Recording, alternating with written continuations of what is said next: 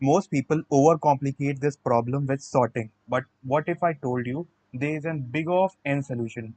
Welcome to the FAANG DSA series. In this video, we are solving problem number 347 on lead code, which is top k frequent elements. And in this, we'll be using the optimal approach with a hash map and bucket sort. We will build the intuition from scratch and understand why it works. Let's dive in. Before we jump into the solution, let's understand what the problem is asking. So you're given an integer array nums and an integer k. Your task is to return the key elements that appear most frequently in the array. The order of the returned element does not matter. For example, if the array is this and the value of k is 2, 1 appears 3 times, 2 appears 2 times, and 3 appears 1 time. Since 1 and 2 are the most frequent elements, the answer is 1 and 2. One doubt that you can have in your mind that what if the value of k is greater than the number of unique elements in this array? So lead code has given a constraint for this, that k will always be in the range 1 to the number of unique elements in the array. So this doubt is cleared. Now the problem here is that you need to do this more efficiently than simply sorting all the frequency, which is why this problem is a favorite in coding interviews. It tests your understanding of hash maps and efficient way to group elements by their frequency. So let's understand the intuition upon which we'll be doing our coding. So let's take an example. I'm having a nums array and a value k as my input. We can see that 1 and 2 are having the highest frequencies. Both are having frequency 3, whereas 3 and 4 are occurring once only. So the output would be 1, comma 2, as they are the top k most frequent elements in this nums array. Let's understand the intuition of how we'll be solving it. So our big O of n solution would be having two data structures, a hash map and a bucket. The first question that must be coming in your mind, that for what thing are we going to use both of them? So the hash map would be used for frequency mapping and the bucket would be an array of list. So basically the hash map would store the frequency of each element.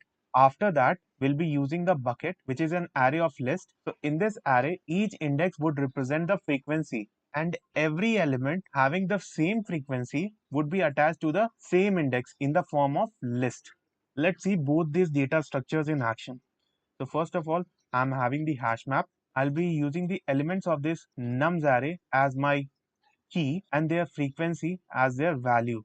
1 is occurring 3 times, therefore its value is 3. Same for the element 2, its frequency is 3. Element 3 is having frequency 1 and element 4 is also having frequency 4. So this is the structure of our hash map. After this, the use of bucket comes into picture. So the size of our bucket, meaning our array, its size would be the length of the input array plus 1. As our input array is having 8 elements, so the length of our array would be 9.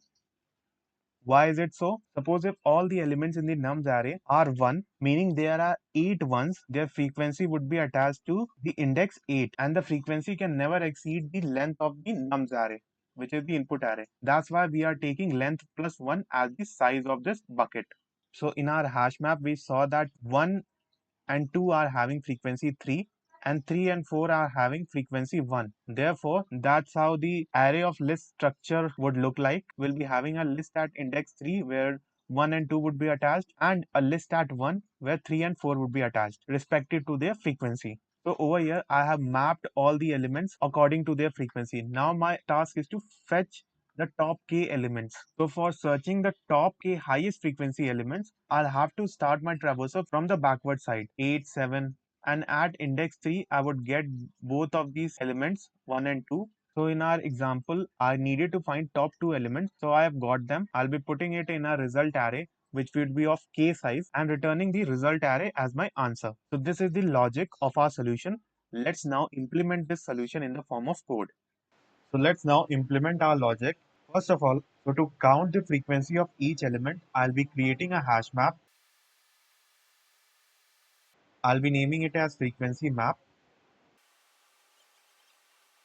Now I'll be traversing over this nums array in order to fetch each element one by one.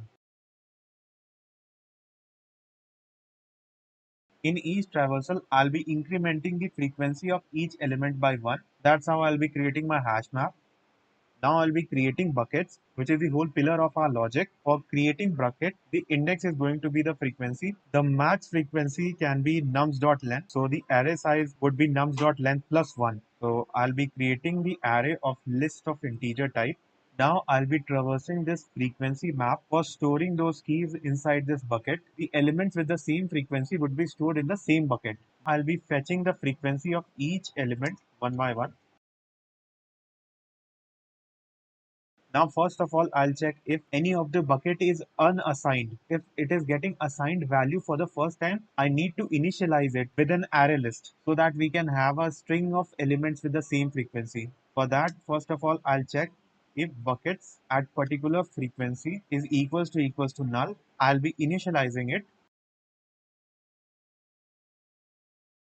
After that, I'll be adding element to my bucket.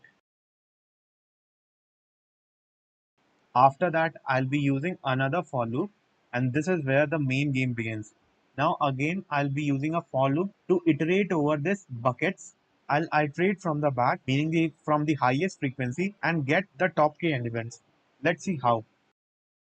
I'll be creating a result array which would be of size k because I have to return k elements, and I'll be also taking a counter variable. I'll be starting the iteration from back buckets dot length minus 1 I greater than 0. This would be the termination statement. So inside the loop, the first condition that we'll check is going to be whether that index is having any value or not. For that, I'll check if buckets at I index is not equal to null. Then I'll perform my operation for storing the element in this result array. Let me show you how. I'll be fetching each element one by one. As each bucket is an array list, I'll be using this counter variable as my index for the result array. After this for loop terminates, I'll check have I reached my required number of elements. I'll be checking if the counter has reached k value. If this condition is true, I'll break out of this loop, and in the end, I'll be returning my result array. So this is my entire logic. Let's run it. See, it has passed all the test cases.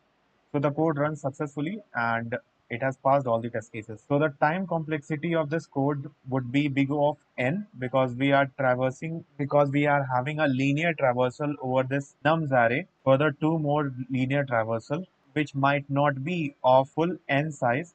So I'll be taking the highest one where the number of traversals are n. Moreover, in this entire code, I'm using linear space. Therefore, the space complexity would also be big of n. So this was all from this video. See you in the next video.